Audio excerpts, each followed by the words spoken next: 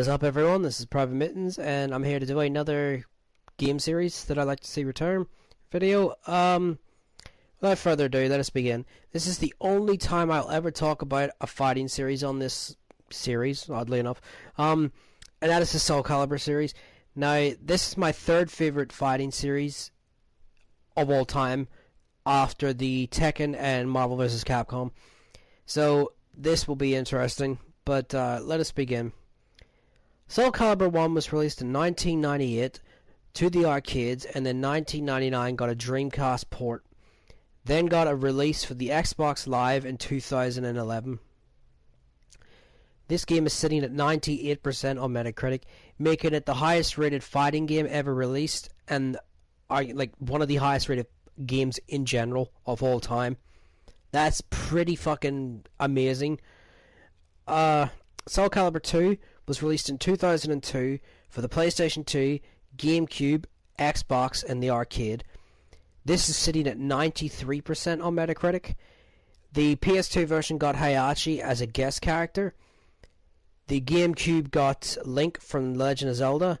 And the Xbox version, I believe, got Spawn, or it was Ryu Hayabusa. I've never played the Xbox version. I've played the other two, but not the Xbox. But, yeah.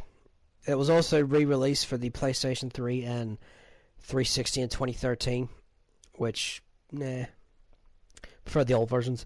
Soul Calibur 3 was released in 2005 for the PlayStation 2 and then 2006 to the arcade. This is at 86%. This is actually my personal favorite in the series. The guest character in this was Raven from Tekken. Odd guest character, but what can you do? Next, we have a spin-off game. It's still a Soul Calibur, but it's a spin-off game. That is Soul Calibur Legends, released in 2007 for the Nintendo Wii.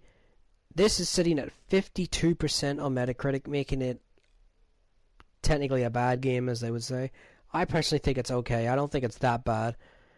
But, yeah, that's that. It's more hack and slash, but still good nonetheless.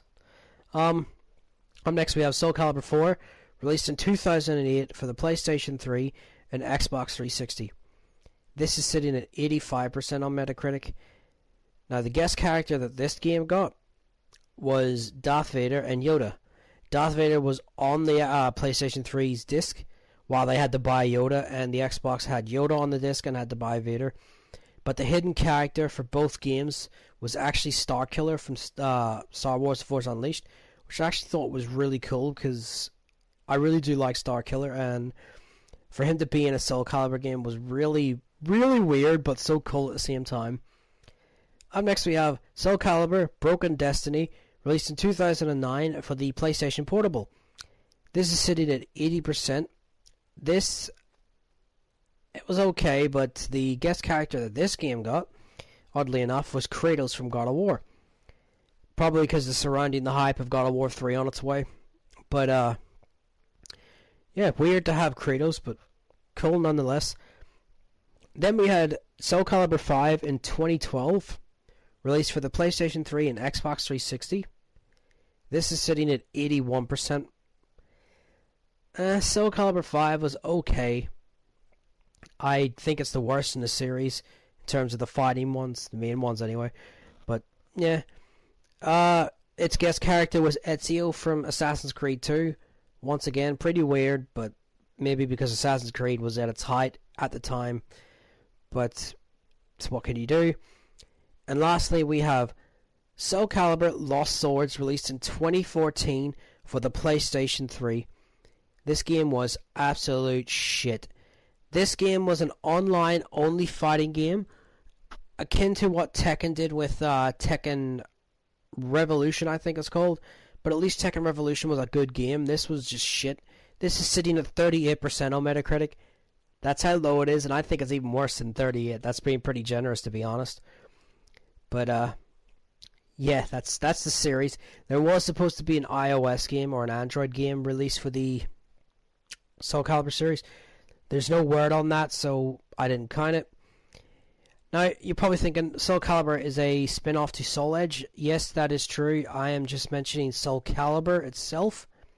That's why I mentioned those series and not Soul Edge.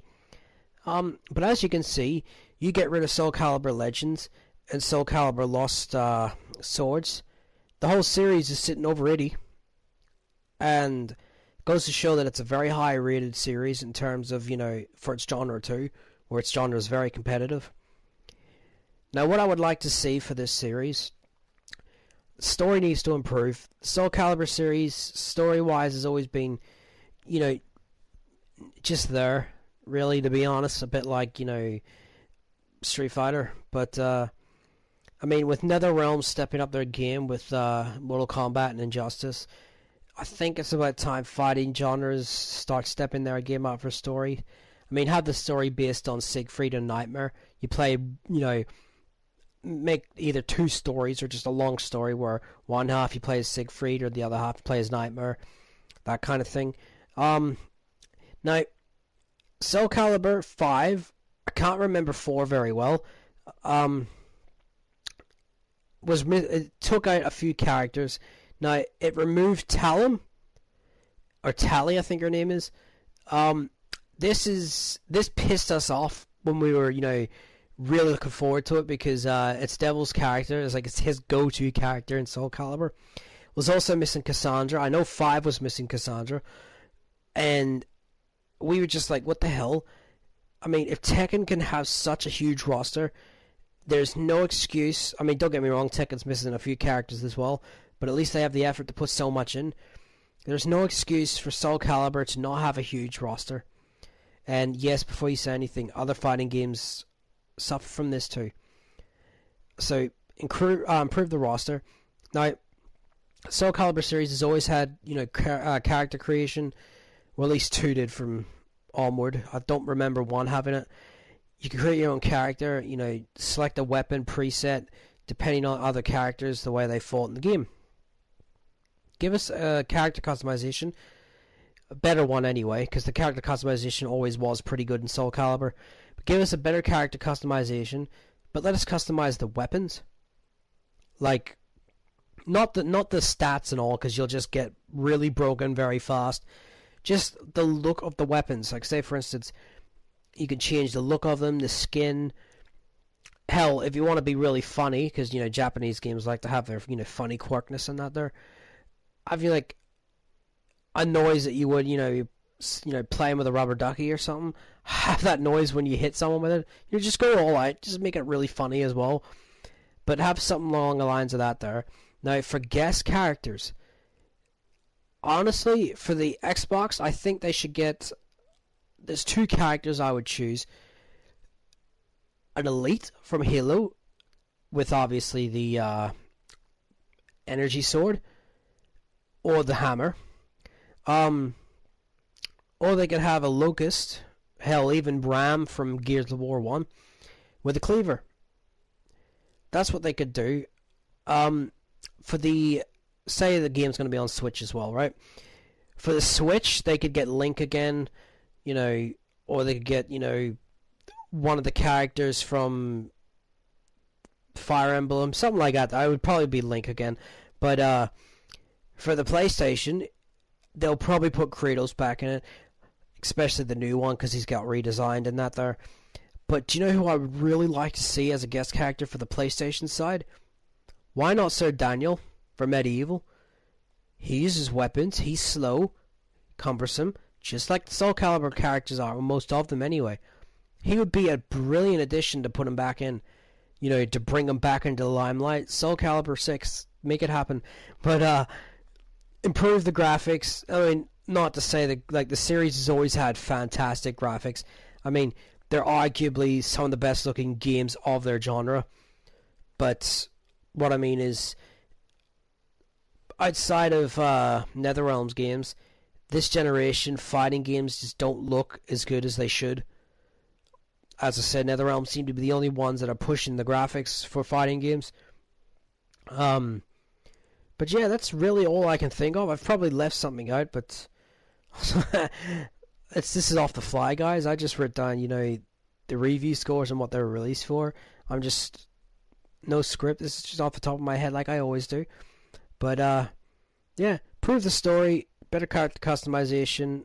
Not that there was anything wrong with it. Character customization for the the gun, weapons, not guns, for the weapons. Guest characters, more characters put into it, but that's really all I can think of. And just hopefully we get Soul Calibur 6 in the future by Bandai, and this won't be the first game of theirs I'll be touching upon later on. So look forward to that. But anyhow, that's my video, guys. Let us know in the comment section if you like Soul Calibur, you hate it, what you want to see. But this is Private Mittens. Hope you guys enjoyed the video, and take care, guys. See you later.